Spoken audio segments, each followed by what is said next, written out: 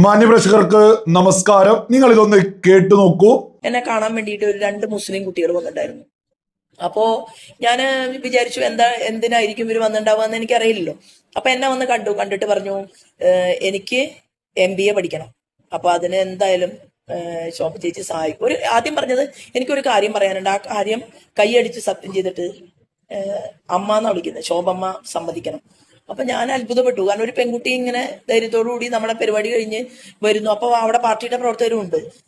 ഞാൻ ഒന്നും ആലോചിച്ചില്ല. കാരണം ഒരു പെൺകുട്ടിയെ എന്ത് കാര്യമായിരിക്കും പറയാം. ഒന്നുകിൽ അവൾക്ക് മാനസികമായിട്ടുള്ള പീഡനമോ ശാരീരികമായിട്ടുള്ള പീഡനമോ, അതല്ലെങ്കിൽ അവൾക്ക് എന്തെങ്കിലും പ്രശ്നങ്ങളോ പറയാനായിരിക്കുമല്ലോ അവൾ ആശ്രയമായിട്ട് എന്നെ കാണാൻ വന്നിട്ടുണ്ടാവുക. എന്താണെങ്കിലും ചെയ്തു തരുമോ എന്ന് എന്നോട് ചോദിച്ചു. അപ്പൊ ഞാൻ എന്തായാലും ചെയ്തു തരാം. അങ്ങനെ അവൾ എന്റെ മോളായി ഇപ്പോ. കാരണം ലോക്കൽ ഗാർഡിയൻ ഞാനാണ്. അവളെ MBAക്ക് ചേർത്തിട്ടുണ്ട്. അവളുടെ കാര്യങ്ങളും വിദ്യാഭ്യാസവും എല്ലാം നമ്മളിപ്പം ചെയ്തുകൊണ്ടിരിക്കുന്നുണ്ട്. പാലക്കാടില് ഇതുപോലെ തന്നെ ഒരു അനുഭവം ഉണ്ടായി. എല്ലാ കുട്ടികളെയും പോയി എടുക്കല്ല, ദൈവമായിട്ട് ചില സങ്കടകരമായിട്ടുള്ള ആളുകളെ നമ്മുടെ അരികിലേക്ക് വരുത്തുകയാണ്. ഞാനൊരു ദൈവവിശ്വാസിയാണ്. അപ്പം പാലക്കാടിലൊരു വാർത്ത ഒരു ദിവസം വന്നു പേപ്പറിൽ. കണ്ണ് കാണാത്ത കുമാരേട്ടൻ എന്ന് പറയുന്ന ഒരാള് ലോട്ടറി വിറ്റ് നടക്കുകയായിരുന്നു. അദ്ദേഹത്തിന്റെ മകള് സ്ട്രീറ്റ് ലൈറ്റിൽ പഠിച്ചിട്ട് +2 അവൾക്ക് ഫസ്റ്റ് ക്ലാസ് കിട്ടി എന്നുള്ളൊരു വാർത്ത വന്നു. അപ്പൊ ഞാൻ മനസ്സിലാലോചിച്ചു, ഞാൻ എന്ത് പേപ്പർ വായിക്കുമ്പോഴും എന്റെ ചുറ്റുമുള്ള ആൾക്കാർ കളിയാക്കിയിട്ട് എന്നോട് പറയും, ഇപ്പൊ അങ്ങോട്ട് പോവും എടുക്കാനായിട്ട്, ആ കുട്ടിയെ എടുക്കാനായിട്ട് പോകുമെന്ന് പറഞ്ഞിട്ട് എന്നെ കളിയാക്കാറുണ്ട്. അത് ഞാൻ അതിനെയൊക്കെ ഒരു പ്ലസ് ആയിട്ട് കണക്കാക്കുക. കാരണം നമ്മളത് നല്ല കാര്യമല്ലേ ചെയ്യും. അങ്ങനെ കുറെ പേരുണ്ട്. നിങ്ങൾ കേട്ടില്ലേ? ഇതൊക്കെയല്ലേ യഥാർത്ഥ ലീഡേഴ്സ് എന്ന് പറയുന്നത്. ഒരു മുസ്ലിം പെൺകുട്ടി അടുത്തേക്ക് വന്നിട്ട് അവരെ ഇന്ന് പഠിപ്പിക്കുന്നത് ഞാനാണെന്ന് അഭിമാനത്തോടു കൂടി തന്നെയാ ശോഭാ സുരേന്ദ്രൻ ഈ പറയുന്നത്. നമ്മൾ നമ്മുടെ ചാനലിലൂടെ നിരന്തരം പറയാറുണ്ട്, ഭാരതീയ ജനതാ പാർട്ടി ഒരു മതത്തിനും എതിരെയല്ല. അവർ ജിഹാദിസത്തെ മാത്രമാണ് എതിർക്കുന്നത്. അത് ഈ രാജ്യത്തെ ഓരോ പൗരനും ചെയ്യേണ്ട കടമ തന്നെയാ. ജിഹാദിസത്തെയും തീവ്രവാദത്തെയും ഭീകരവാദത്തെയും ശക്തമായിട്ട് എതിർക്കുക എന്നുള്ളത് എല്ലാ മതത്തിൽപ്പെട്ട ആളുകളുടെയും വളരെ വലിയൊരു ഉത്തരവാദിത്താണ്. അതിനെ മാത്രമേ ഭാരതീയ ജനതാ പാർട്ടി എതിർക്കുന്നുള്ളൂ.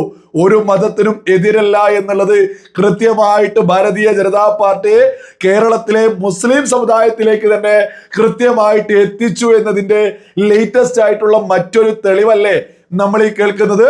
ഒരു മുസ്ലിം പെൺകുട്ടി, 2 മുസ്ലിം പെൺകുട്ടികള് ശോഭാ സുരേന്ദ്രന്റെ അടുത്തേക്ക് എത്തിയിട്ട് അവരുടെ ആവശ്യം തുറന്നു പറഞ്ഞ് ആ ആവശ്യം അനുസരിച്ച് ഇന്ന് ശോഭാ സുരേന്ദ്രൻ അവരെ പഠിപ്പിച്ച് മുന്നോട്ട് കൊണ്ടുപോകുന്നു എന്ന് പറയുന്നത് വളരെ വലിയ രീതിയിൽ നരേന്ദ്രമോദിക്ക് കേരളത്തിലെ മുസ്ലിം സ്ത്രീകളിൽ വലിയ സ്വാധീനം ചെലുത്താൻ സാധിച്ചു എന്നുള്ളതാ. അത് വെറുതെ ഒന്നും അങ്ങ് ഉണ്ടായതുമല്ല. മുത്തലാഖ് പോലെയുള്ള കൃത്യമായിട്ട് മുസ്ലിം സ്ത്രീകളെ രക്ഷിച്ച് മുന്നോട്ട് കൊണ്ടുപോയത് കൊണ്ട് തന്നെയാ നമ്മുടെ രാജ്യത്ത് മുസ്ലിം സ്ത്രീകളെ കറിവേപ്പില പോലെ ഇനി വലിച്ചെറിയാൻ സാധിക്കില്ല എന്ന് നരേന്ദ്രമോദി പ്രഖ്യാപിച്ചുകൊണ്ടാണ് നമ്മുടെ രാജ്യത്ത് മുത്തലാഖ് നിരോധിച്ചിട്ടുള്ളത്. ഈ അടുത്ത് പോലും ഒരു ഉസ്താദ് രംഗത്ത് എത്തിയിട്ട് തന്റെ മകളെ മുത്തലാഖ് ചൊല്ലി, ഞാൻ ഇതുമായി ബന്ധപ്പെട്ട് നീതിപീഠത്തെ സമീപിക്കും, ഞാൻ അടുത്തുള്ള പോലീസ് സ്റ്റേഷനിലേക്ക് പരാതി കൊടുക്കാൻ പോവുകയാണ് എന്നുള്ളത് നമ്മുടെ മാധ്യമങ്ങളിലൂടെ വാർത്ത വന്നിട്ടില്ലായിരുന്നോ? അതൊക്കെ എങ്ങനെയാണ് ഇന്ന് ആ ഉസ്താദിന് പോലും തന്റെ മകൾക്ക് വേണ്ടിയിട്ട് പോലീസ് സ്റ്റേഷനിലേക്ക് പോവാൻ സാധിച്ചിട്ടുള്ളത്? നരേന്ദ്രമോദി നമ്മുടെ രാജ്യം ഭരിച്ചത് കൊണ്ട് മാത്ര. കോൺഗ്രസ് ഭരിച്ച സമയത്ത് മുസ്ലിം സ്ത്രീകളെ കറിവേപ്പില പോലെ ഏതൊരാൾക്കും വലിച്ചെറിയാൻ സാധിക്കായിരുന്നു. ഇതുമായി ബന്ധപ്പെട്ട് അങ്ങ് മുത്തലാഖ് ചെല്ലിയാൽ മതിയല്ലോ. ഫോണിൽ വിളിച്ച് മെസ്സേജ് അയച്ച് വാട്സാപ്പിൽ പോലും മുത്തലാഖ് ചെല്ലുക. അതേസമയം മറ്റു മതങ്ങളിൽപ്പെട്ടേക്ക് ഏതൊരു വിവാഹ ബന്ധം ഏർപ്പെടുത്തലും നമ്മുടെ രാജ്യത്തെ നിയമം അനുസരിച്ച് കൃത്യമായിട്ട് സ്റ്റെപ്പായിട്ട് ചെയ്ത് അത് കൃത്യമായിട്ട് കോടതി ഒരു വിധിയിലേക്ക് എത്തണം. അതേസമയം മുസ്ലിം സ്ത്രീയാണ് മുത്തലാഖ് എന്ന് ചൊല്ലി അതങ്ങ് തീർക്കുക, ഒരു കറിവേപ്പില പോലെ വലിച്ചെറിയുക. ഇതൊക്കെ നരേന്ദ്രമോദി വന്നതോട് കൂടിയിട്ട് വലിയ മാറ്റം വന്നു കഴിഞ്ഞു. ഇതൊക്കെ കേരളത്തിലെ മുസ്ലിം സ്ത്രീകള് വലിയ രീതിയിൽ സ്വീകരിക്കുന്നുണ്ട്. നരേന്ദ്രമോദിയും ഭാരതീയ ജനതാ പാർട്ടിയും ഇവിടെയുള്ള RSS സംവിധാനമൊന്നും ഒരു മതത്തിനും എതിരല്ല എന്നുള്ളത് മുസ്ലിം സമൂഹത്തിലെ സ്ത്രീകൾ വലിയ രീതിയിൽ തിരിച്ചറിയുന്നുണ്ട്. ഇതൊന്നും വെറുതെ അങ്ങ് പറയുന്നതല്ല കേട്ടോ. നമ്മുടെ അടുത്തൊക്കെ കൃത്യമായിട്ട് തുറന്നു പറയുന്ന പുതിയ തലമുറയിലുള്ള ഒരുപാട് ആളുകളുണ്ട് എന്നുള്ളതും സകല ആളുകളും തിരിച്ചറിഞ്ഞോളൂ. ഇതൊക്കെ ശോഭാ സുരേന്ദ്രൻ തുറന്നു പറയുന്നതിലൂടെ യഥാർത്ഥത്തിൽ കേരളത്തിലെ ജിഹാദികളുടെ മണ്ടക്ക് അടികൊള്ളുന്ന ഒരു സഭ.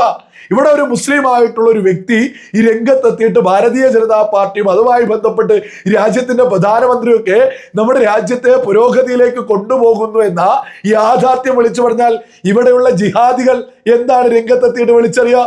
ഓ, അത് മതമില്ലാത്തവനാണ്, അങ്ങനെയാണ് ഇങ്ങനെയാണ് എന്ന്. എന്ത്, ഒരു മുസ്ലിം ആയിട്ടുള്ള ഒരു വ്യക്തിക്ക് ഈ രാജ്യവുമായി ബന്ധപ്പെട്ട കാര്യങ്ങൾ തുറന്നു പറയരുത് എന്നുള്ളൊരു തിട്ടൂര വരക്കലല്ലേ? ഇപ്പൊ എനിക്കെതിരെയൊക്കെ ഒരുപാട് ആളുകൾ രംഗത്തെത്തുന്നുണ്ട്, അങ്ങനെയാണ് ഇങ്ങനെയാണ് എന്നൊക്കെ പറഞ്ഞ്. യഥാർത്ഥത്തിൽ ഞാൻ ഈ ഒരു മതത്തിൽ വിശ്വസിച്ച് മുന്നോട്ട് പോയിട്ട് രാജ്യത്തിന് അനുകൂലമായിട്ട് സംസാരിച്ച് പോകുന്നതാണ് ഈ ജിഹാദികൾക്ക് പ്രശ്നം. അതുകൊണ്ട് എനിക്കൊക്കെ എതിരെ വലിയ രീതിയിൽ ആക്രമണ. ഇപ്പൊ നമ്മൾ മനസ്സിലാക്കുക, സകല ബോധമുള്ള മലയാളികളും തിരിച്ചറിയാം, കേരളത്തിൽ വലിയ മാറ്റം മുസ്ലിം സമുദായത്തിൽ പോലും വന്നുകൊണ്ടിരിക്കുന്നുണ്ട്. ഇത് തുറന്നു പറഞ്ഞത് നിങ്ങൾ കേട്ടില്ലേ? കെ സുരേന്ദ്രന് ഈ അടുത്തൊരു മുസ്ലിം വിവാഹത്തിലൊക്കെ പങ്കെടുത്ത അദ്ദേഹമൊക്കെ സ്ഥിരമായിട്ട് ഇതൊക്കെ പങ്കെടുക്കാറുണ്ട്. പക്ഷെ ഇപ്പൊ അത് വലിയ പ്രശ്നമായിട്ട് വരുന്നത് നമ്മുടെ കേരളത്തിൽ ജിഹാദികൾ ഇങ്ങനെ പെരുകിക്കൊണ്ടിരിക്കുക.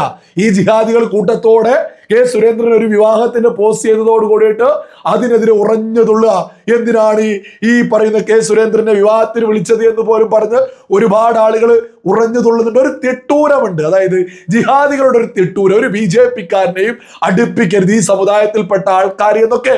ആ തിട്ടൂരമൊക്കെ മുസ്ലിം പെൺകുട്ടികൾ പോലും രംഗത്തെത്തിയിട്ട് വലിച്ചെറിയുന്നു, എടുത്ത് ആറ്റിലെറിയുന്നു എന്നതിന്റെ ലേറ്റസ്റ്റ് ഉദാഹരണമാണ് ശോഭാ സുരേന്ദ്രൻ വ്യക്തമായിട്ട് മുന്നോട്ട് വെക്കുന്നത്.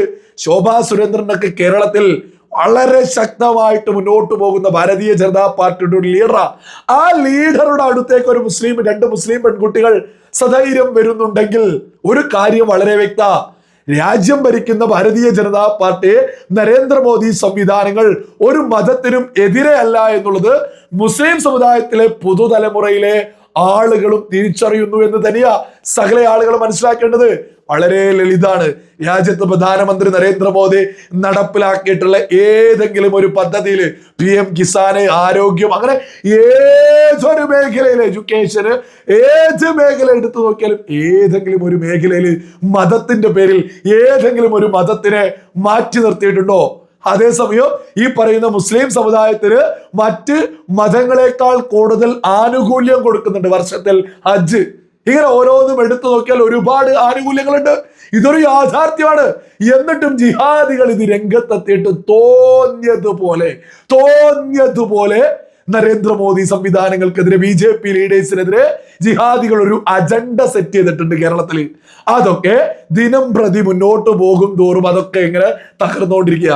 ജിഹാദികളെ, ഈ പറയുന്ന തീവ്ര ചിന്താഗതിക്കാരെ ബോധമുള്ള സകല മലയാളികളും മതഭേദമന്യേ അധികം വൈകാതെ തന്നെ എടുത്ത് ആറ്റിലെറിയും എന്നുള്ളതിൽ ഒരു തർക്കവും ആർക്കും തന്നെ വേണ്ട. ഒരു കാര്യം വളരെ വ്യക്തമാണ്, ശോഭാ സുരേന്ദ്രനെ പോലെയുള്ള ലീഡേഴ്സ് ആണ് ഇന്ന് കേരളത്തിൽ ഭാരതീയ ജനതാ പാർട്ടിയെ മുന്നോട്ട് കൊണ്ടുപോകുന്നത്. വരുന്ന നിയമസഭാ ഇലക്ഷനിലൊക്കെ വലിയ റിസൾട്ട് തന്നെ ഭാരതീയ ജനതാ പാർട്ടിക്ക് ഉണ്ടാവുമെന്നുള്ളതിന്റെ സൂചന കൂടിയാണ് ഈ പറഞ്ഞത് എന്നുള്ളതും കൃത്യമായിട്ട് സകല ആളുകളും തിരിച്ചറിഞ്ഞോളൂ. മതഭേദമന്യേ ആളുകൾ വലിയ രീതിയിൽ ഭാരതീയ ജനതാ പാർട്ടിയെ പ്രതീക്ഷയോടുകൂടി കാണുന്നു എന്നതിന്റെ ലേറ്റസ്റ്റ് തെളിവ് തന്നെയാണ് നമ്മൾ കേട്ടിട്ടുള്ളത്. ഇതൊക്കെ കേട്ടിട്ട് ജിഹാദികൾക്കൊക്കെ എങ്ങനെയാണ് സഹിക്കാൻ സാധിക്കുക?